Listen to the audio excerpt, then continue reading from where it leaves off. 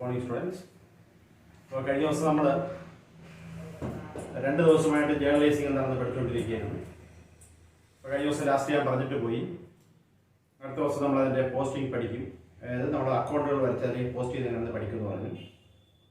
ഇപ്പോൾ നമ്മൾ പോസ്റ്റിംഗ് പഠിക്കുന്നതിന് വേണ്ടി ഞാൻ ബോർഡിൽ ഒരു ചെറിയ പ്രോബ്ലം ഇട്ട് അതിൻ്റെ ആൻസറും ഞാനിവിടെ ജേർണലൈസ് ചെയ്തിട്ടുണ്ട്. എന്നാൽ ഞാൻ ഒന്നുകൂടെ വേറെ പറഞ്ഞു പോകാം. എന്നിട്ട് ഈ ജേണൽ നോക്കി നമ്മൾ എങ്ങനെയാണ് അക്കൗണ്ടുകൾ വരച്ച് അതിനെ പോസ്റ്റ് ചെയ്യുന്നതെന്നാണ് ഇപ്പോൾ പഠിക്കാൻ പോകുന്നത്.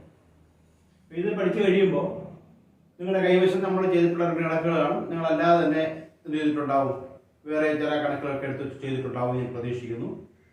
അപ്പോൾ ആ കണക്കുകളും എല്ലാം ഇതുപോലെ എന്ത് ചെയ്യണം, നിങ്ങൾ പോസ്റ്റ് ചെയ്ത് പഠിക്കണം. ഈ അക്കൗണ്ടൻസിയെ സംബന്ധിച്ചിടത്തോളം എല്ലാം നമ്മൾ എന്ത് ചെയ്ത് പഠിച്ചാലേ ഉള്ളൂ, എഴുതി പഠിച്ചാൽ മാത്രമേ നമുക്ക് മനസ്സിലിരിക്കൂ. പരീക്ഷയ്ക്ക് നോക്കുമ്പോൾ നമുക്ക് മനസ്സിലാവുകയുള്ളൂ. ഈ പറയാൻ വളരെ എളുപ്പമായിട്ട് നമുക്ക് തോന്നുമെങ്കിലും ഇത് നമ്മൾ എഴുതുമ്പോൾ മാത്രമേ അതിൻ്റെ ബുദ്ധിമുട്ടൊക്കെ മനസ്സിലാവൂ. അതുകൊണ്ട് ചെയ്യുന്ന പ്രോബ്ലങ്ങളെല്ലാം ഒരു 5 പ്രാവശ്യമെങ്കിലും നമ്മൾ മാത്സ് എഴുതി പഠിക്കുന്ന പോലെ ഒരു 5 പ്രാവശ്യമെങ്കിലും എന്ത് ചെയ്യണം, ഇത് എഴുതി പഠിക്കേണ്ടത് അത്യാവശ്യ ഘടകമാണ്. അത് ഓർമ്മിച്ചുകൊണ്ടാണ് നമ്മൾ ഈ പ്രോബ്ലങ്ങളൊക്കെ പഠിക്കുന്നത്. ഏത് പ്രോബ്ലം ചെയ്ത് പഠിച്ചാലും ആ കണക്കുകൾ ഒരു 5 പ്രാവശ്യം എഴുതി പഠിക്കുക. അതുപോലെ സിമിലർ ആയിട്ടുള്ള കണക്കുകൾ ക്വസ്റ്റ്യൻ പേപ്പർ എടുത്ത് വെച്ച് എന്ത് ചെയ്യുക, ആൻസർ ചെയ്ത് പഠിക്കുക. അക്കാര്യത്തിൽ ഒരു വിട്ടുവീഴ്ചയും വരരുത്. കാരണം ഞാൻ കഴിഞ്ഞ ദിവസം പറഞ്ഞതുപോലെ തന്നെ ഇതാണ് അതിൻ്റെ ബേസ് എന്ന് പറയുന്നത്. ഇതറിയില്ലെങ്കിൽ നമുക്ക് ഇതിൽ നിന്നാണ് ബാക്കി ഡെവലപ്പ് ചെയ്ത് പോകുന്നത്. അപ്പോൾ പരമാവധി കണക്കുകൾ എടുക്കുക, അത് എന്ത് ചെയ്യുക, ചെയ്തു നോക്കുക. ഈ കാര്യം എന്ത് ചെയ്യുക, പോസ്റ്റ് ചെയ്യുന്നുള്ള കാര്യം എന്ത് ചെയ്യുക, തിട്ടമാക്കി വയ്ക്കുക. അപ്പോൾ നമുക്ക് വളരെ എളുപ്പത്തിൽ പറഞ്ഞു പോകാൻ അല്ലെങ്കിൽ പഠിച്ചു പോകാൻ പറ്റും എന്ന് പറഞ്ഞുകൊണ്ട് നമ്മൾ ആരംഭിക്കുകയാണ്. അപ്പോൾ ഇവിടെ ഞാൻ കുറേ ട്രാൻസാക്ഷൻ തന്നിട്ടുണ്ട്. ഞാൻ കഴിഞ്ഞ ദിവസം പറഞ്ഞതാണ് ട്രാൻസാക്ഷൻ. നമുക്ക് ഇപ്പോൾ ക്ലാസ് റൂമിൽ മാത്രമേ തരികയുള്ളൂ.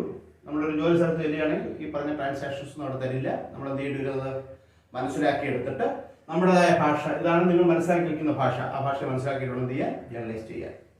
ഇവിടെ നമുക്ക് വൗച്ചറുകളോ അല്ലെങ്കിൽ അതുപോലുള്ള സോഴ്സ് ഡോക്യുമെന്റോ നമുക്ക് ഇല്ലാത്തതുകൊണ്ട് പകരം എന്ത് ചെയ്യുന്നു, കുറേ ട്രാൻസാക്ഷൻസ് തരികയാണ്. അവിടെ അങ്ങനെയല്ല, ട്രാൻസാക്ഷൻ തരില്ല, പകരം സോഴ്സ് ഡോക്യുമെന്റ്. ഉദാഹരണം ഞാൻ പറഞ്ഞ പോലെ എന്താണ്, സാധനങ്ങൾ വാങ്ങിച്ചാൽ ആ വാങ്ങിക്കുന്ന ആൾ ആ സാധനം ഇവിടെ കൊണ്ടുവരും, എന്ത് കൊണ്ടുവരും, ഒരു ഇൻവോയ്സ് കൊണ്ടുവരും. അപ്പോൾ ഇങ്ങനെയുള്ള കാര്യങ്ങൾ അവർ കൊണ്ടുവരുന്നത് ചെയ്യുകയാണ് ചെയ്യുന്നത്. നമുക്ക് നോക്കാം.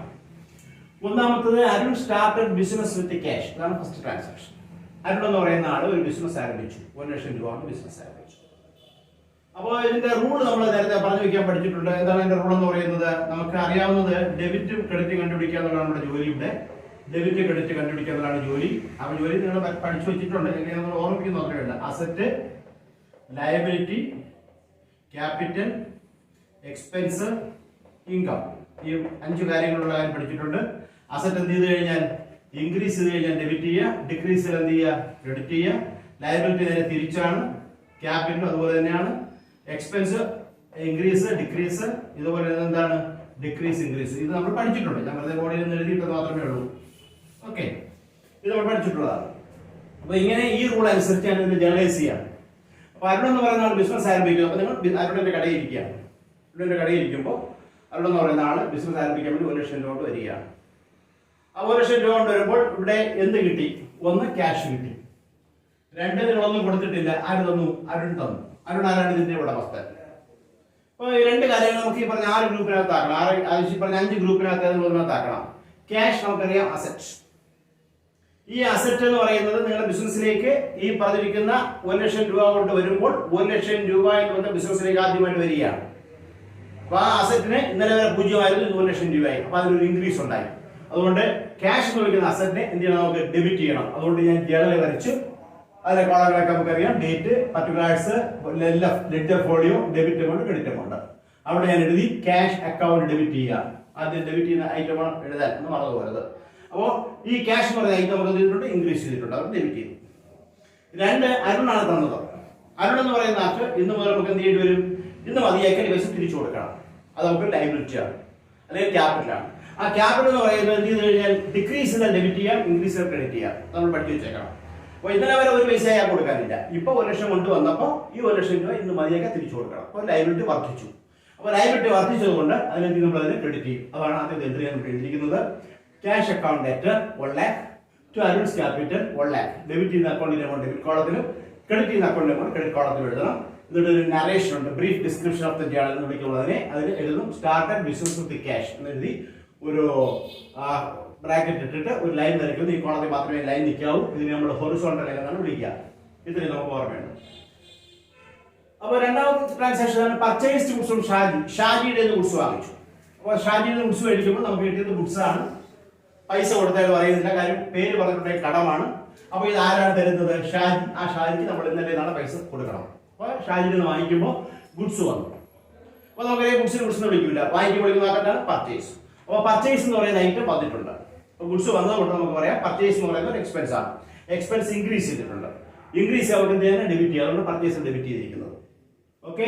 അടുത്തത് ഷാജി. ഷാജി എന്ന് പറയുന്ന ആൾക്ക് ഇന്നലെ വരെ കൊടുക്കണ്ട, പക്ഷേ സാധനം മേടിച്ചപ്പോൾ നമുക്ക് ആ പൈസ കൊടുക്കേണ്ടി വരുന്നു. അതുകൊണ്ട് ലയബിലിറ്റി ആണ്. ലയബിലിറ്റിയുടെ റൂൾ എന്താണ്? ഡിക്രീസ് ആണെങ്കിൽ ഡെബിറ്റ് ചെയ്യുക, ഇൻക്രീസ് ആണെങ്കിൽ എന്ത് ചെയ്യുക? ക്രെഡിറ്റ് ചെയ്യുക. അപ്പോൾ അത് ഇൻക്രീസ് ആയതുകൊണ്ട് എന്തുകൊണ്ടതിനെ ക്രെഡിറ്റ് ചെയ്യുക. അതുകൊണ്ടാണ് ഷാജി ക്രെഡിറ്റ് ചെയ്തിരിക്കുന്നത്. അപ്പോൾ അതിന് ഉത്തരം നമ്മൾ ഇങ്ങനെ എഴുതിയിട്ടുണ്ട്, purchase account debtor to Shaji's account എന്നാണ് എഴുതിയിരിക്കുന്നത്. Purchase account debtor to Shaji's account.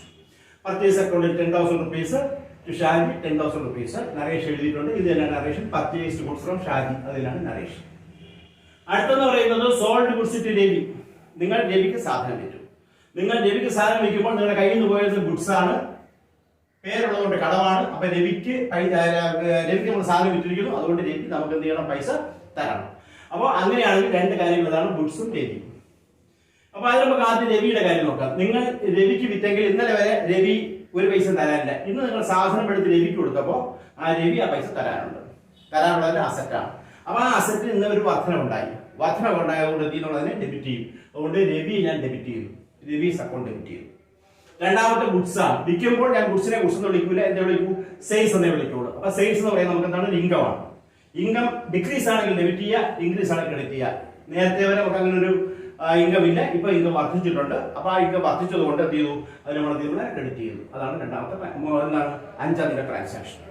Ravi account debtor 7,000 to sales 7,000. ഇത് നിങ്ങൾ സ്വന്തമായിട്ട് ചെയ്യേണ്ടതാണ്. ഞാൻ എന്ത് ചെയ്തു എന്ന് മാത്രമേ ഉള്ളൂ. ഒന്നുകൂടെ ഒന്ന് പറയുന്നു മാത്രമേ ഉള്ളൂ. 2-3 അക്കൗണ്ട് ചെയ്തിട്ടുണ്ട്. അത് വെച്ചുകൊണ്ട് വീണ്ടും പറഞ്ഞു പോവുകയാണ്. അടുത്തത് 6-ാം തീയതി ക്യാഷ് സെയിൽസ്, പൈസക്ക് വിറ്റുന്നതാണ്. അപ്പോൾ പൈസ ആരും ഇരുന്ന് വിൽക്കാറില്ല. നമ്മുടെ റോഡിലൊന്നും പോയപ്പോൾ ആരും പൈസ വിൽക്കുന്ന നമ്മൾ കണ്ടിട്ടില്ല. പൈസക്ക് സാധനം വിൽക്കുന്നതാണ് ഇതിന്റെ അർത്ഥം. അപ്പോൾ ക്യാഷ് സെയിൽസ് എന്ന് പറഞ്ഞാൽ നിങ്ങൾ കടയിൽ ഇരുന്ന് കൊണ്ട് പൈസ വാങ്ങി സാധനം കൊടുത്തു. അപ്പോൾ കിട്ടിയത് ക്യാഷ്, പോയത് ഗുഡ്സ് അഥവാ സെയിൽസ്. അപ്പോൾ ക്യാഷ് വരുന്നു, ഗുഡ്സ് പോകുന്നു. അപ്പൊ ക്യാഷ് വരുന്നുണ്ട്, നമ്മൾ അതിനെ ഡെബിറ്റ് ചെയ്യും. ക്യാഷ് വരുന്നു, അസറ്റ് ആണ്. അസറ്റ് വന്നാൽ അത് ഇൻക്രീസ് ചെയ്യും, അതുകൊണ്ട് നമ്മൾ അതിനെ ഡെബിറ്റ് ചെയ്തു. ക്യാഷ് നമ്മൾ ഡെബിറ്റ് ചെയ്തു. സെയിൽസ് എന്ന് പറഞ്ഞാൽ ഇൻകം വർദ്ധിച്ചു. അപ്പോൾ സെയിൽസ് എന്ന് പറഞ്ഞാൽ ഇൻകം ആണ്, അത് വർദ്ധിച്ചാൽ അതിനെ ക്രെഡിറ്റ് ചെയ്യും. അതുകൊണ്ട് നമ്മൾ പറയുന്നു സെയിൽസ് നമ്മൾ ക്രെഡിറ്റ് ചെയ്യും. അപ്പൊ cash account debtor 15,000 to sales account 15,000. ഇതാണ് അതിന്റെ എൻട്രി നമ്മൾ എഴുതിയിരിക്കുന്നത്.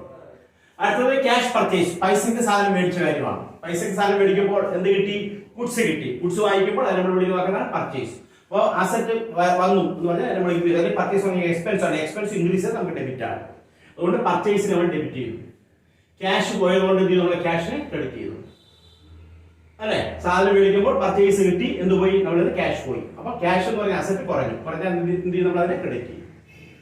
അപ്പൊ അതാണ് നമ്മുടെ റൂൾ. അപ്പൊ അസറ്റ് നമുക്ക് വരുമ്പോൾ അസറ്റ് എന്ത് ചെയ്യും? നമുക്കിവിടെ ഈ ഗുഡ് സ്റ്റോക്ക് എന്ന് പറഞ്ഞ അസറ്റ് ആണ് സ്റ്റോക്ക് ആയിട്ട് വരുന്നത്. അല്ലെങ്കിൽ പർച്ചേസ് ആണെങ്കിൽ പർച്ചേസ് പറഞ്ഞ എക്സ്പെൻസ് ആണ്. ഗുഡ്സ് ആയിട്ട് പറയുമ്പോൾ അസറ്റ്, പർച്ചേസ് വാക്ക് ഉപയോഗിക്കുമ്പോൾ എക്സ്പെൻസ്. അപ്പൊ പർച്ചേസ് വാക്ക് ഉപയോഗിക്കുന്നത് അത് എക്സ്പെൻസ് ആയിട്ട് കണക്കാക്കി. അപ്പൊ സാധനം മേടിക്കാൻ വേണ്ടി പൈസ കൊടുക്കുമ്പോൾ അത് എന്ത് ചെയ്തു? നേരത്തെ ഉള്ള പർച്ചേസ് ഉണ്ട്, ഈ പർച്ചേസ് കൊണ്ട് എന്ത് ചെയ്തു? ഇൻക്രീസ് ചെയ്തു. അപ്പൊ ഇൻക്രീസ് നമ്മൾ അതിനെ ഡെബിറ്റ് ചെയ്യും. അപ്പൊ പർച്ചേസ് നമ്മൾ ഡെബിറ്റ് ചെയ്തു. നമ്മൾ ക്യാഷ് കൊടുത്തു നമ്മൾ പറഞ്ഞു. അതുകൊണ്ട് ക്യാഷിന് എന്ത് ചെയ്തു? ഒരു അസറ്റ് ആണ്, അതിന് ഡിക്രീസ് ഉണ്ടായി. ഡിക്രീസ് ഉണ്ടായാൽ എന്ത് ചെയ്യുന്നത്? അതിനെ ക്രെഡിറ്റ് ചെയ്യും. ഇത് നമുക്ക് പഠിച്ചിട്ടുണ്ടായി.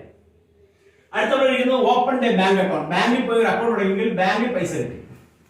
നിങ്ങൾ ബാങ്കിൽ പോയി അക്കൗണ്ട് ബാങ്കിൽ പൈസ കിട്ടി. നിങ്ങൾ എന്ത് പോയി? ക്യാഷ് പോയി എന്നാണ് ഇതിന്റെ അർത്ഥം. ബാങ്കിൽ പൈസ കിട്ടി, ക്യാഷ് പോയി. അപ്പൊ ബാങ്കിലാണ് പൈസ കിട്ടിയിരിക്കുന്നത്, ക്യാഷ് പോവുകയാണ് ചെയ്തത്. അപ്പൊ ബാങ്ക് എന്ന് പറയുന്നതിൽ നമുക്ക് ഏത് ബാങ്കിലാണോ വേണ്ടിട്ട് ആ ബാങ്ക് അത്രയും പൈസ നമുക്ക് തിരിച്ചു ചെയ്യും. അപ്പൊ അതൊരു അസറ്റാണ്. ക്യാഷ് ഇൻ ബാങ്ക്, നമ്മുടെ ബാങ്കിൽ കിടക്കുന്ന പൈസ ഒരു അസറ്റാണ്. അപ്പൊ ബാങ്കിൽ കിടക്കുന്ന പൈസ ഒരു അസറ്റാണ്. അതുപോലെ എന്താണ്? ഇരിക്കുന്ന ക്യാഷും അസറ്റാണ്. ഏത് അസറ്റാണോ ഇൻക്രീസ് ചെയ്തത് അതിനെ ഡെബിറ്റ് ചെയ്യുക. ഏത് അസറ്റാണോ ഡിക്രീസ് ചെയ്തത് നമുക്ക് ക്രെഡിറ്റ് ചെയ്യാം. രണ്ടും അസറ്റ് ആയതുകൊണ്ട് ഏത് അസറ്റ് ഇൻക്രീസ് ചെയ്തു? ഇന്നലെ ഒരു ബാങ്കിൽ പൈസ ഇല്ല, ഇപ്പൊ അക്കൗണ്ട് ഓപ്പൺ ചെയ്തപ്പോൾ അത്രയും രൂപ പൈസ ബാങ്കിലുണ്ട്. അതുകൊണ്ട് ബാങ്കിനെ നമ്മൾ ഡെബിറ്റ് ചെയ്യും. അത് ഇരിക്കുന്ന ക്യാഷ് കുറഞ്ഞുകൊണ്ട് അസറ്റ് ഡിക്രീസ് ചെയ്തു, അതുകൊണ്ട് നമ്മൾ എന്ത് ചെയ്യുന്നത്? ക്രെഡിറ്റ് ചെയ്യും. അതുകൊണ്ടാണ് ഇവിടെ എഴുതിയത് bank account debtor to cash account. ബാങ്കിൽ പൈസ ഇൻക്രീസ് ആവുമ്പോൾ ഡെബിറ്റ് ചെയ്തു, ക്യാഷ് പോയി അത് ക്യാഷ് നമ്മൾ ക്രെഡിറ്റ് ചെയ്തു. ക്ലിയർ ആണല്ലോ? അടുത്തത് received cash from Ravi. Cash നമ്മൾ രവിയുടെ വാങ്ങിച്ചു. അപ്പോൾ നേരത്തെ നമുക്ക് അയാൾ പൈസ തരാൻ കാണും, കാരണം നമുക്ക് അറിയുന്നുണ്ട ഇവിടെ രവിക്ക് നമുക്ക് സാധനം വിറ്റിട്ടുണ്ട്. അപ്പൊ ആ വിറ്റ പൈസ കുറച്ച് പൈസ തരികയാണ്. അപ്പൊ റിസീവ്ഡ് ക്യാഷ്, ക്യാഷ് കിട്ടി, രവി തന്നു. അതുകൊണ്ട് തീരുന്നില്ല, അതിനുള്ള ഒരു ഡിസ്കൗണ്ട് കൂടെ അനുവദിച്ചു. ഒരു കിഴിവ്. അപ്പോൾ ഇത് നമ്മളെന്ന് പറയുന്നത് ഡിസ്കൗണ്ട് രണ്ട് തരത്തിലാണ്. ഡിസ്കൗണ്ട് നമുക്ക് രണ്ട് തരത്തിൽപ്പെട്ട ഡിസ്കൗണ്ട് ആണുള്ളത്. ഒന്ന് ട്രേഡ് ഡിസ്കൗണ്ട്, ഒന്ന് ക്യാഷ് ഡിസ്കൗണ്ട്. രണ്ട് ഡിസ്കൗണ്ട് ആണുള്ളത്. ഒന്ന് ട്രേഡ് ഡിസ്കൗണ്ട്, ഒന്ന് ക്യാഷ് ഡിസ്കൗണ്ട്. ഇങ്ങനെ രണ്ട് ഡിസ്കൗണ്ട് ഉണ്ട്. നമ്മൾ പഠിച്ചു വരുമ്പോൾ രണ്ട് ഡിസ്കൗണ്ട് ഉണ്ട്. എന്താണ് ഈ ട്രേഡ് ഡിസ്കൗണ്ട് എന്ന് പറഞ്ഞാൽ? ട്രേഡ് ഡിസ്കൗണ്ട് എന്ന് പറഞ്ഞാൽ നമ്മൾ സാധാരണഗതിയിൽ നമ്മുടെ ബിസിനസ്സാണ്. ആ ബിസിനസ്സിൽ നിന്ന് സാധനങ്ങളൊക്കെ നമ്മൾ വിൽക്കാൻ ഉദ്ദേശിക്കുന്നു. സാധനങ്ങൾ വിൽക്കുമ്പോൾ അപ്പോൾ ആ വിൽപ്പന ഒന്ന് ബൂസ്റ്റ് ചെയ്യണം. ആ വിൽപ്പന നമുക്ക് ബൂസ്റ്റ് ചെയ്യണം. അതായത് ആൾക്കാർ ബൾക്കായിട്ടൊന്ന് സാധനം മേടിക്കണം. അപ്പോൾ ആ ബൾക്കായിട്ട് മേടിക്കാൻ വേണ്ടി നമ്മൾ എന്ത് ചെയ്യുന്നു? കുറച്ച് പൈസ കുറച്ച് കൊടുക്കും. ഒരു ചെറിയ ഒരു കിഴിവ് നമ്മൾ അനുവദിച്ചോളൂ. ഇപ്പൊ പറയാം 1 ലക്ഷം രൂപയുടെ സാധനം മേടിച്ചാൽ 10% ഡിസ്കൗണ്ട്. ഇപ്പൊ എന്ന് പറഞ്ഞാൽ 1 ലക്ഷം രൂപയുടെ സാധനം മേടിച്ചാൽ നിങ്ങൾക്ക് എന്ത് ചെയ്താൽ മതി? അതിന്റെ 10% എന്താണ് 10,000 രൂപ കുറച്ച്, ബാക്കി 90,000 രൂപ തന്നാൽ മതി. അല്ലെങ്കിൽ നിങ്ങൾ 10,000 രൂപ സാധനം മേടിക്കുമ്പോൾ 100 രൂപ കുറച്ച് എന്ത് ചെയ്താൽ നിങ്ങൾ, അല്ലെങ്കിൽ 1000 രൂപ കുറച്ച് എന്ത് ചെയ്താൽ നിങ്ങൾ തന്നാൽ മതി. അല്ലെങ്കിൽ 1000 രൂപ സാധനം മേടിക്കുമ്പോൾ അതിന്റെ 10% 100 രൂപ കുറച്ച് തന്നാൽ മതി. 100 രൂപയുടെ സാധനം മേടിക്കുമ്പോൾ 10 രൂപ കുറച്ച് 10% ആണെങ്കിൽ അതിന് കുറച്ച് തന്നാൽ മതി. അപ്പോ ഈ പറഞ്ഞേക്കുന്നത് നമ്മൾ വിൽക്കുന്ന സാധനത്തിന്റെ വിലയ്ക്ക് നമ്മൾ അനുവദിക്കുന്ന ഒരു കിഴിവാണ്. ട്രേഡ് ഡിസ്കൗണ്ട് എന്ന് പറഞ്ഞാൽ ഒരു കിഴിവാണ്. അത് ഹോൾസെയിലർ റീറ്റെയിലർക്ക് അനുവദിക്കും. അതായത് മൊത്ത വ്യാപാരി ചില്ലറ വ്യാപാരിക്ക് അനുവദിക്കുന്നതാണ്. അല്ലെങ്കിൽ ചില്ലറ വ്യാപാരി അയാളുടെ കസ്റ്റമേഴ്സ് അനുവദിക്കുന്നതാണ്. അപ്പോൾ ഹോൾസെയിലർ റീറ്റെയിലർ പ്രധാനമായിട്ട് അവിടെയാണ് ഇങ്ങനെ നടക്കുന്നത്. ഈ ബൾക്ക് പർച്ചേസ് കിടക്കുന്നത് ഹോൾസെയിൽ നിന്ന് റീറ്റെയിലേഴ്സ് ഒരുമിച്ച് മേടിച്ചുകൊണ്ടിരുമ്പോഴാണ് ഈ സാധാരണയുള്ള പർച്ചേസ്. മറ്റൊക്കെ നമ്മൾ കൊടുക്കുന്ന കിഴിവുകളാണ്. അപ്പോൾ നമ്മൾ പറയും ട്രേഡ് ഡിസ്കൗണ്ട് എന്ന് പറയുന്ന ഒരു ഡിഡക്ഷനാണ്, ഒരു കുറവാണ്. ആര് കൊടുക്കുന്ന ഡിഡക്ഷനാണ്? Allowed by the wholesaler to the retailer. Wholesaler റീറ്റെയിലർക്ക് അനുവദിക്കുന്ന ഒരു ഡിഡക്ഷനാണ്. എപ്പോഴും to encourage the bulk purchase. അപ്പോൾ ബൾക്കായിട്ട് സാധനം മേടിക്കാൻ വേണ്ടി ഹോൾസെയിലർ റീറ്റെയിലർക്ക് അനുവദിക്കുന്ന ഒരു ഡിഡക്ഷൻ, മൊത്തം തുകയ്ക്കകത്ത് അനുവദിക്കുന്ന ഒരു ചെറിയ കിഴിവിനെ വിളിക്കുന്ന വാക്കാണ് എന്ന് പറയുന്നത് ഡിസ്കൗണ്ട്. ആ ഡിസ്കൗണ്ട് വിളിക്കുന്ന വാക്കാണ് ട്രേഡ് ഡിസ്കൗണ്ട്. ഇനി ഞാൻ പറയാൻ പോകുന്നത് ക്യാഷ് ഡിസ്കൗണ്ട് ആണ്. ക്യാഷ് ഡിസ്കൗണ്ട് എന്ന് പറഞ്ഞു കഴിഞ്ഞാൽ ഞാനിപ്പോൾ ഇതൊരു രവിക്ക് സാധനം വിൽക്കും. നമ്മുടെ രവിയോട് പറയുകയാണ്, നിങ്ങൾ ഒരു 30 ദിവസം വെച്ച് പൈസ തരികയാണെങ്കിൽ, അതായത് നമുക്ക് കടത്തിൽ വിട്ടിരിക്കുകയാണ്, 3 മാസം വരെ കടം കൊടുത്തിട്ടുള്ളത് വിചാരിക്കുക. നിങ്ങൾ 1 മാസത്തിനകം വെച്ച് ഈ പൈസ തരികയാണെങ്കിൽ നിങ്ങൾക്ക് ഇന്ന് എത്ര രൂപ വിറ്റിട്ടുണ്ടോ ആ തുക നിങ്ങൾ തരേണ്ട തുക. ആ നിങ്ങൾ തരേണ്ട തുകയിൽ ഈ പറഞ്ഞിരിക്കുന്ന 1 മാസത്തിനകം വെച്ച് നിങ്ങൾ പൈസ തരികയാണെങ്കിൽ നിങ്ങൾ അതിന്റെ ഒരു 5% പൈസ കുറച്ച് തരാം.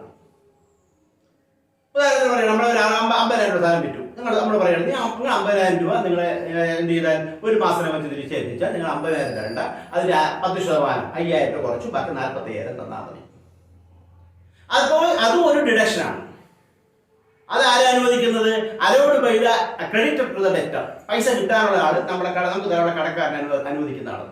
ക്രെഡിറ്റർ ഡെറ്റർക്ക് അനുവദിക്കും. എന്തിനാ അനുവദിക്കുന്നത്? To make prompt payment. കൃത്യസമയത്ത് പൈസ തരാൻ വേണ്ടിയാണ്. അപ്പൊ കൃത്യസമയത്ത് പൈസ തരാൻ വേണ്ടി അനുവദിക്കുന്ന ഒരു ക്രെഡിറ്റർ ഡെറ്റർക്ക് അനുവദിക്കുന്ന ഒരു ഡിഡക്ഷൻ വരുന്ന വാക്കാണ് ക്യാഷ് ഡിസ്കൗണ്ട്.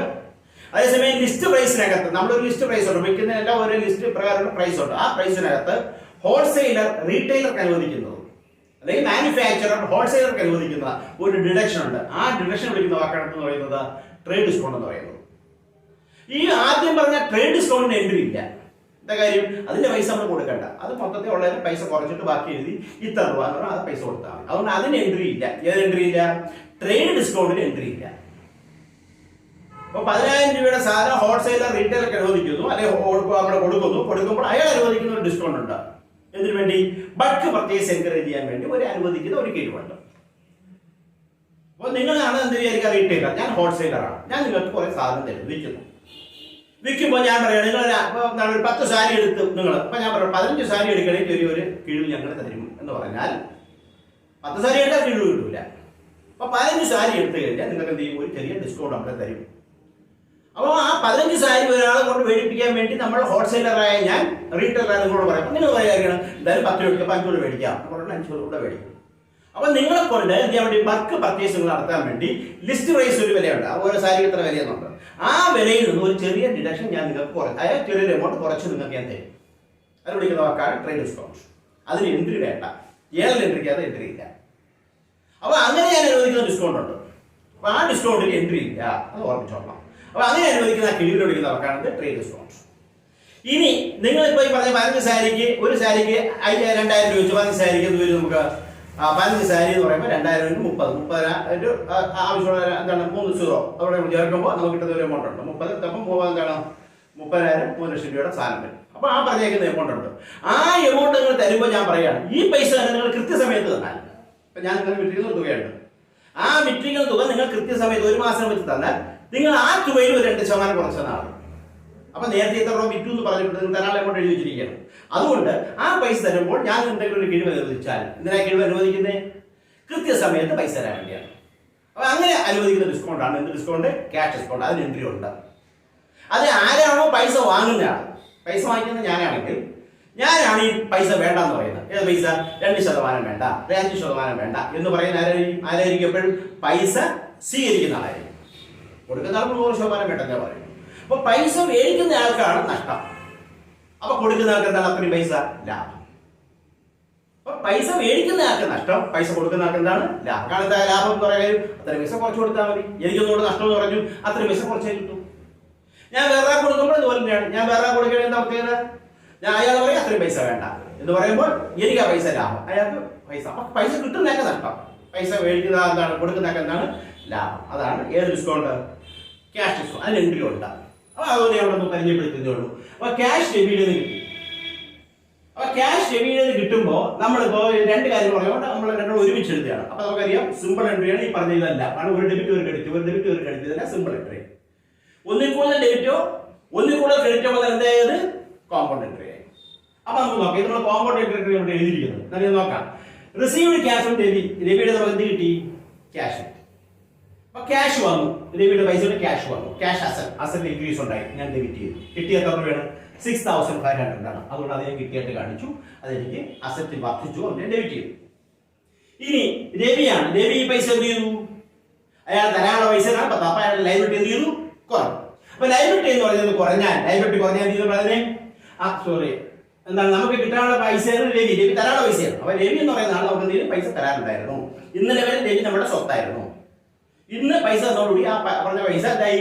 ആ സ്വത്ത് തീർന്നു എന്ന് പറയുമ്പോൾ നമുക്ക് എന്തായി? അസറ്റ് എന്ന് പറയുന്നത് കുറവുണ്ടായി. ഇന്നലെ വരെ രവി എന്ന് പറയുന്ന ആളുകൂടെ നമ്മൾ കിട്ടാനുള്ള പൈസ കൂട്ടത്തിൽ വെച്ചിരുന്നു. ഇപ്പൊ ഞാൻ പറയുന്നത് രവി പൈസ തന്നു, അപ്പൊ അയാളുടെ തരാനുള്ള എമൗണ്ടിൽ നിന്ന് കുറഞ്ഞു. അപ്പൊ ആ അസറ്റ് ഒക്കെ ഇല്ലാതായി. അപ്പൊ ആ അസറ്റ് ഇല്ലാതായതുകൊണ്ട് നമ്മൾ അതിന് ഡിക്രീസ് ഉണ്ടായി. എങ്കിൽ നമ്മൾ രവി എന്ത് നമ്മൾ ക്രെഡിറ്റ് ചെയ്യും. അപ്പോൾ പൈസ നമുക്ക് രവിയുടെ കിട്ടിയാൽ ക്യാഷ് കിട്ടി. അപ്പൊ ആ അസറ്റ് വന്നു. രവി എന്ന് പറയുന്ന ഒരു അസറ്റ് ഉണ്ടായിരുന്നു. എന്താ കാര്യം? രവിക്ക് നമ്മൾ കടത്തിന് വിറ്റപ്പോൾ രവി എന്ന് പറയുന്നതാണ് ഡെറ്റർ അസറ്റ് ആണ്, ക്രെഡിറ്റർ ലൈബിലിറ്റി ആണ്. അപ്പൊ ഡെറ്റർ എന്ന് വിളിക്കുന്ന അസറ്റ് നമുക്ക് എന്ത് ചെയ്തു? ഇപ്പൊ പൈസ അതോടുകൂടി ഇല്ലാതായി. അപ്പൊ ഒരു അസറ്റ് വർദ്ധിച്ചു, ക്യാഷ് വർദ്ധിച്ചു, ഡെറ്റർ എന്ന് വിളിക്കുന്ന അസറ്റ് കുറഞ്ഞു. അപ്പൊ ഏത് അസറ്റാണോ വർദ്ധിച്ചത്? വർദ്ധിച്ചാൽ ഡെബിറ്റ് ചെയ്യാം, കുറഞ്ഞാൽ ക്രെഡിറ്റ് ചെയ്യാം. അതുകൊണ്ട് ക്യാഷ് ഡെബിറ്റ് ചെയ്തു, രവി നമ്മൾ ക്രെഡിറ്റ് ചെയ്തു. 6500. ഇനി 200 രൂപ വേണ്ടെന്ന് പറയും. ആരോട് വേണ്ടെന്ന് പറഞ്ഞു? രവിയോട്. അപ്പൊ രവിയുടെ അക്കൗണ്ടിൽ നിന്ന് ആ പറഞ്ഞ 200 രൂപ കളയണം, മാറ്റണം. അപ്പൊ ഡിസ്കൗണ്ട് എന്ന് പറഞ്ഞാൽ എക്സ്പെൻസ് ആണ്. എക്സ്പെൻസ് ഇന്നലെ വരെ ഇല്ലാത്തൊരു എക്സ്പെൻസ് ഉണ്ടായി. ഡിസ്കൗണ്ട് അലൗഡ്, നമ്മൾ അനുവദിക്കുന്ന ഡിസ്കൗണ്ട് അലൗഡ്. അപ്പൊ 200 രൂപയുടെ ഒരു ചെലവ് വർദ്ധിച്ചു, അതുകൊണ്ട് ഞാൻ ഡിസ്കൗണ്ട് ഡെബിറ്റ് ചെയ്തു. അപ്പൊ ആ 200 രൂപ അനുവദിച്ചപ്പോൾ 200 രൂപ എന്ന് പറഞ്ഞ അസറ്റ് ഒന്നുണ്ടായി, കുറവുണ്ടായി. അസറ്റില് രവി എന്ന് പറയുന്ന ആള് ഡെറ്റർ, അയാൾ പൈസ തരാനുള്ള ആളാണ്. അപ്പൊ ആ അസറ്റ് കുറഞ്ഞെങ്കിൽ നമ്മൾ അതിനെ ക്രെഡിറ്റ് ചെയ്യും. ഇനി നിങ്ങൾക്ക് പരീക്ഷയ്ക്ക് പഠിക്കാൻ, കാരണം ഇങ്ങനെ ഒരു കൺഫ്യൂഷൻ വന്നാൽ പഠിക്കാനുള്ള എളുപ്പം മാർക്കേ തരുള്ളൂ. എളുപ്പത്തിൽ പറയാം. ഈ ക്യാഷും ഡിസ്കൗണ്ടും അമ്മയും കുഞ്ഞുമാണെന്ന് വിചാരിക്കുക. ക്യാഷും ഡിസ്കൗണ്ടും അമ്മയും കുഞ്ഞും പോലെയാണ്. ചെക്കാണ് കിട്ടുന്നതെങ്കിൽ ബാങ്കിൽ എഴുതുന്ന പോലെ ബാങ്ക് ഡിസ്കൗണ്ട് അത് ഒരുമിച്ച് പറയും. എങ്ങനെ? അമ്മയുടെ കൂടെ കുഞ്ഞു ഇരിക്കും എന്ന് പറഞ്ഞാൽ ക്യാഷ് ഡെബിറ്റ് ചെയ്താൽ ഡിസ്കൗണ്ട് ഡെബിറ്റ് ചെയ്യും. അതേസമയം ക്യാഷ് ക്രെഡിറ്റ് ചെയ്താൽ ഡിസ്കൗണ്ട് എന്ത് ചെയ്യും? നമ്മൾ ക്രെഡിറ്റ് ചെയ്യും. അപ്പൊ ക്യാഷ് ഡെബിറ്റ് ചെയ്താൽ ഡിസ്കൗണ്ട് ഡെബിറ്റ് ചെയ്യും, ക്യാഷ് ക്രെഡിറ്റ് ചെയ്തതിനുള്ള ഡിസ്കൗണ്ട് എന്തിനോട് ക്രെഡിറ്റ് ചെയ്യും. ഇതാണ് കണക്ക്, വേറെ ഒന്നുമില്ല. അപ്പൊ ക്യാഷ് ഡെബിറ്റ് ചെയ്താൽ ഡിസ്കൗണ്ട് ഡെബിറ്റ് ചെയ്യാം. ആദ്യം പൈസ കൊടുക്കുമ്പോൾ ക്യാഷ് ക്രെഡിറ്റ് ചെയ്യും, ക്യാഷ് പോയോട് ക്രെഡിറ്റ് ചെയ്യും, കുറഞ്ഞോട് ക്രെഡിറ്റ് ചെയ്യും. അപ്പൊ ഡിസ്കൗണ്ട് ക്രെഡിറ്റ് ചെയ്യാം. ഇത് ഓർമ്മിച്ചിരുന്നാൽ മതി. എന്നിട്ട് ആരാണോ അയാളുടെ പേര് ക്രെഡിറ്റ് ചെയ്യുക അല്ലെങ്കിൽ ഡെബിറ്റ് ചെയ്യുക. അപ്പൊ പൈസ ആരെങ്കിലും തരികയാണെങ്കിൽ ക്യാഷ് ഡെബിറ്റ്, ഡിസ്കൗണ്ട് ഡെബിറ്റ് തന്നാളുടെ പേര്. പൈസ ആരെങ്കിലും കൊടുക്കുകയാണെങ്കിൽ ക്യാഷ് പോയതുകൊണ്ട് കുറഞ്ഞുകൊണ്ട് അതിൽ ക്യാഷ് ക്രെഡിറ്റ്, ഡിസ്കൗണ്ട് ക്രെഡിറ്റ്, പേടിക്കാണ് ഡെബിറ്റ്. ഇത്രയുള്ള കാര്യം. ഇത് മനസ്സിൽ നമ്മളെവിടെ കുറിച്ച് വയ്ക്കണം. ക്യാഷും ഡിസ്കൗണ്ടും അമ്മയും കുഞ്ഞും പോലെ. ഏത് ഡിസ്കൗണ്ട്? ക്യാഷ് ഡിസ്കൗണ്ട് അമ്മയും കുഞ്ഞും പോലെയാണ്. ചില സമയത്ത് ക്യാഷ് എന്ന് എഴുതും, ബാങ്ക് ട്രാൻസാക്ഷൻ ബാങ്ക് എന്ന് എഴുതും. അപ്പൊ ക്യാഷോ ബാങ്കോ ഡെബിറ്റ് ചെയ്താൽ ഡിസ്കൗണ്ട് ഡെബിറ്റ് ചെയ്യും, ക്യാഷോ ബാങ്കോ ക്രെഡിറ്റ് ചെയ്താൽ ഡിസ്കൗണ്ട് ക്രെഡിറ്റ് ചെയ്യും, ഡിസ്കൗണ്ട് ഉള്ള കണക്കാണെങ്കിൽ. ഓക്കെ, അപ്പൊ നമുക്ക് നോക്കാം. ക്യാഷ് അക്കൗണ്ട് കിട്ടിയത് 6500 ക്യാഷ് ആയിട്ട് കിട്ടിയിട്ടുള്ളൂ. കിട്ടിയ എമൗണ്ട് ക്യാഷ് ആയിട്ട് 6500 കിട്ടിയിട്ടുണ്ട്. നഷ്ടം ഡിസ്കൗണ്ട് 200 രൂപ. അങ്ങനെ അയാളുടെ അക്കൗണ്ടിൽ മൊത്തം എത്ര രൂപ? രണ്ടും കൂടെ 6500 200 കൂടെ മൊത്തം അയാളുടെ പേരിലുള്ള ഡെറ്റേഴ്സ് പറഞ്ഞ അസറ്റ് എത്ര പോയി? 6700 രൂപ പോയി, കുറഞ്ഞു. ഇതാണ് കാണാം. ക്ലിയർ ആണല്ലോ? ഓക്കെ. ഇനി സെയിൽസ് എന്താണ്? Returned goods by Ravi. Ravi സാധനം തിരിച്ചയച്ചു. അപ്പൊ രവിക്ക് നമ്മുടെ സാധനം നേരത്തെ വിറ്റതാണ്. അപ്പൊ അയാൾക്ക് ഇഷ്ടപ്പെട്ടില്ല.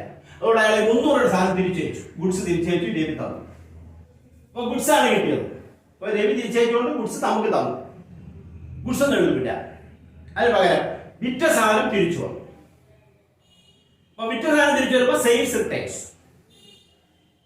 അപ്പൊ സാധനം തിരിച്ചു കിട്ടുമ്പോൾ കിട്ടുന്നത് സാധനം കിട്ടുന്നത് നമുക്ക് ഡെബിറ്റ് ചെയ്യാം. അല്ലെങ്കിൽ നമുക്കറിയാം സെയിൽസ് എന്ന് പറയാൻ നമുക്ക് ഇൻകം ആണ്. സെയിൽസ് നമുക്ക് ഇൻകം ആണെങ്കിൽ സെയിൽസ് റിട്ടേൺസ് നമുക്ക് എന്തായിട്ട് പറയാം? നമുക്ക് നഷ്ടമായിട്ട് പറയാം, എക്സ്പെൻസ് ആയിട്ട് പറയാം. അപ്പൊ അല്ലെങ്കിൽ നമുക്ക് ഇങ്ങനെ പറയാം, നിങ്ങൾ പദ്ധതി പഠിക്കുക. സെയിൽസ് എപ്പോഴും ക്രെഡിറ്റ് ഇൻകം, അപ്പൊ റിട്ടേൺസ് നമ്മൾ എപ്പോഴും ഡെബിറ്റ്. അങ്ങനെ പറഞ്ഞു വെച്ചാൽ നമുക്ക് തെറ്റില്ല. കാരണം സെയിൽസ് ഇൻകം, ആ ഇൻകത്തെ കുറയ്ക്കുന്നത് സെയിൽസ് റിട്ടേൺസ്. അപ്പൊ ഇൻകത്തെ കുറയുന്നു, ഇൻകം വർദ്ധിക്കുമ്പോൾ ഇൻകം കുറയുന്നു അത് നമുക്ക് പറയാം. ഇൻകം വർദ്ധിച്ചാൽ ക്രെഡിറ്റ് ചെയ്യും, ഇൻകം കുറഞ്ഞാൽ നമുക്ക് ഡെബിറ്റ് ചെയ്യാം. അങ്ങനെ പറഞ്ഞു വെക്കാം. അതുകൊണ്ട് സെയിൽസ് റിട്ടേൺസ് നമുക്ക് ഡെബിറ്റ് ചെയ്യാം. ഇനി അടുത്ത നമുക്ക് എന്താ പറയുന്നത്? ഗുഡ്സ്. ഗുഡ്സ് പറഞ്ഞാൽ ഗുഡ്സാണ് വരുന്നത്. ഗുഡ്സിന് വിളിക്കുന്ന വാക്ക് എന്താണ്? ഗുഡ്സ് വരുമ്പോൾ നമുക്ക് ഗുഡ്സിന് ഡെബിറ്റ്. പക്ഷേ ഗുഡ്സ് എന്നുള്ള വാക്ക് നമ്മൾ ഉപയോഗിക്കില്ല. പകരം നമ്മൾ ഉപയോഗിക്കും വിറ്റ സാധനം തിരിച്ചു വരുമ്പോൾ ഗുഡ്സ് എന്നുള്ള വാക്കിന്റെ സ്ഥാനത്ത് എന്ത് ചെയ്യും? നമ്മൾ സെയിൽസ് റിട്ടേൺസ്. അപ്പോൾ സെയിൽസ് റിട്ടേൺസ് നമ്മൾ എന്ത് ചെയ്യും? നമ്മൾ ഡെബിറ്റ് ചെയ്യും. എന്തായിക്കോട്ടെ. അപ്പൊ സെയിൽസ് റിട്ടേൺസ് ഡെബിറ്റ്. ഗുഡ്സ് കിട്ടി. അപ്പൊ ഗുഡ്സ് കിട്ടി. ആര് തന്നു? രവി. അപ്പൊ രവി എന്ന് പറഞ്ഞ ആള് അത്രയും പൈസ, രവി ഇന്നലെ വരെ ഡെറ്റർ ആയിരുന്നു, സ്വത്തായിരുന്നു. അപ്പൊ ആ സാധനം തിരിച്ചു വന്നെങ്കിൽ ആ പൈസ തന്നെയാണ് തരേണ്ട. ഓൾറെഡി നമ്മൾ അതിനെ ക്രെഡിറ്റ് ചെയ്യും. അസറ്റ് കുറഞ്ഞുകൊണ്ട് എന്ത് ചെയ്യും? നമ്മൾ അതിനെ ക്രെഡിറ്റ് ചെയ്യും. അപ്പൊ sales returns account to Ravi. അടുത്തെന്ന് പറയുന്നത് ഷാജിയുടെ അക്കൗണ്ട് ആണ്. അത് നോക്കാൻ എന്താ കാര്യം? Issued cheque to Shaji. ഷാജിക്ക് നമ്മൾ എന്തെങ്കിലും ചോദിക്കുന്നു? അതുകൊണ്ട് എഴുതുന്നില്ല, അത് നമ്മളെ കാണിക്കാം. 23 പറഞ്ഞേക്കുന്നത് എത്രയേ ഉള്ളൂ. അതാണ് ഇഷ്യൂഡ് ചെക്ക് ടു ഷാജി. ഞാൻ തെറ്റിക്കാൻ പാടില്ല, അപ്പൊ അവിടെ എഴുതേണ്ടതാണ്. Issued cheque to Shaji. ഷാജിക്ക് നമ്മൾ ഗുഡ്സ് തിരിച്ചയക്കുകയാണ്. സോറി, ഷാജിക്ക് നമ്മൾ ചെക്ക് കൊടുക്കുകയാണ്. അപ്പൊ ഷാജിക്ക് നമ്മൾ ചെക്ക് കൊടുക്കുമ്പോൾ ഷാജിയും ചെക്കും. ഷാജി ഇന്നലെ വരെ നമ്മൾ ഷാജിക്ക് കൊടുക്കാനുണ്ടായിരുന്ന ലൈബിലിറ്റിയാണ്. കാരണം എന്താ കാര്യം? നമ്മൾ ഷാജിയുടെ സാധനം വാങ്ങിച്ചു. അപ്പൊ ഷാജിയുടെ സാധനം വാങ്ങിച്ചു. ഇപ്പോൾ നമ്മൾ പറഞ്ഞ പൈസ കൊടുക്കുന്നത് വരെ ഷാജിക്ക് നമ്മൾ ചെക്ക് എഴുതി കൊടുക്കുകയാണ്. അപ്പൊ ഇന്നലെ വരെ ലൈബിലിറ്റി ആയിരുന്നു ഷാജി. ഷാജിക്ക് നമ്മൾ ചെക്ക് എഴുതി കൊടുക്കുമ്പോൾ ലൈബിലിറ്റി എന്ത് ചെയ്തു? കുറഞ്ഞു. ലൈബിലിറ്റി കുറഞ്ഞാൽ എന്ത് ചെയ്യും? നമ്മൾ അതിനെ ഡെബിറ്റ് ചെയ്യും എന്നർത്ഥം. ലൈബിലിറ്റി ഡിക്രീസ് ചെയ്താൽ നമ്മൾ ഡെബിറ്റ് ചെയ്യും. അപ്പൊ നമുക്ക് ആരെ ഡെബിറ്റ് ചെയ്യാം? ഷാജിയെ നമുക്ക് ഡെബിറ്റ് ചെയ്യാം. അപ്പൊ ഷാജീസ് അക്കൗണ്ട് നമുക്ക് ഡെബിറ്റ് ചെയ്യാം. എത്രയാണ് ഷാജീസ് അക്കൗണ്ടില്? 9200 രൂപ എന്ന് നമുക്ക് തൽക്കാലം എഴുതാം. ചെക്ക് ആയതുകൊണ്ട് എന്ത് നോക്കാം? ചെക്ക് എഴുതുമെന്ന് ഞാൻ പറയും. കാരണം അയാൾ ഈ ചെക്ക് കൊണ്ട് എവിടെ പോകണം? അവിടെ ബാങ്കിൽ പോകണം. പൈസ ഇന്നല്ലെങ്കിൽ നാളെ എവിടെ കൊടുക്കും? ബാങ്ക്. അപ്പൊ ക്യാഷ് ബാങ്ക് എടുക്കുന്ന ഈ ക്യാഷ് എന്ത് ചെയ്യും? കുറയും. കാരണം അയാൾ ചെക്ക് കൊണ്ട് വരുമ്പോൾ അത് മാറിക്കൊണ്ട് പോകുമ്പോൾ നമ്മുടെ പൈസ കുറയും. 9200 എന്ന് പറയുന്നത് ഷാജിക്ക് കൊടുക്കുമ്പോൾ നമ്മുടെ ബാങ്കിലുള്ള പൈസ കുറയും. അസറ്റ് കുറവുണ്ടാവും. ബാങ്ക് എടുക്കുന്ന പൈസ അസറ്റ്. ആ അസറ്റ് കുറവുണ്ടായാൽ നമ്മുടെ അസറ്റ് കുറവുണ്ടായാൽ ക്രെഡിറ്റ് ചെയ്യും. അതുകൊണ്ട് നമ്മൾ നമ്മുടെ ബാങ്കിന് ക്രെഡിറ്റ് ചെയ്യും. ബാങ്കിന് ക്രെഡിറ്റ് ചെയ്യും. 9200 ക്രെഡിറ്റ്. 9200 ക്രെഡിറ്റ്. 9200 ക്രെഡിറ്റ്.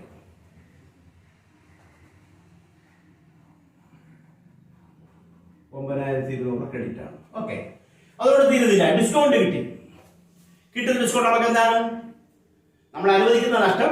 ഡിസ്കൗണ്ട് നമ്മൾ ആർക്കും തന്നെ നമുക്ക് എന്താണ്? ഇൻകം. ഇൻകം എന്ത് ചെയ്തു? വർദ്ധിച്ചു. വർദ്ധിച്ചത് നമ്മൾ അതിനെ ക്രെഡിറ്റ് ചെയ്യും. അപ്പൊ ഏത് ക്രെഡിറ്റ് ചെയ്യണം? ഡിസ്കൗണ്ട് നമുക്ക് ക്രെഡിറ്റ് ചെയ്യണം. എത്രയാണ് ഡിസ്കൗണ്ട്? 300 രൂപ. അപ്പൊ അങ്ങനെ എത്ര രൂപ ഈ ലൈബിലിറ്റി വീണ്ടും കുറയും. കാരണം 300 രൂപ വേണമെന്ന് പറഞ്ഞു. അപ്പൊ 300 രൂപ ലൈബിലിറ്റി കുറയും. 9200 എന്നുള്ള എത്രയാണ്? 9500. 9500 ആവും.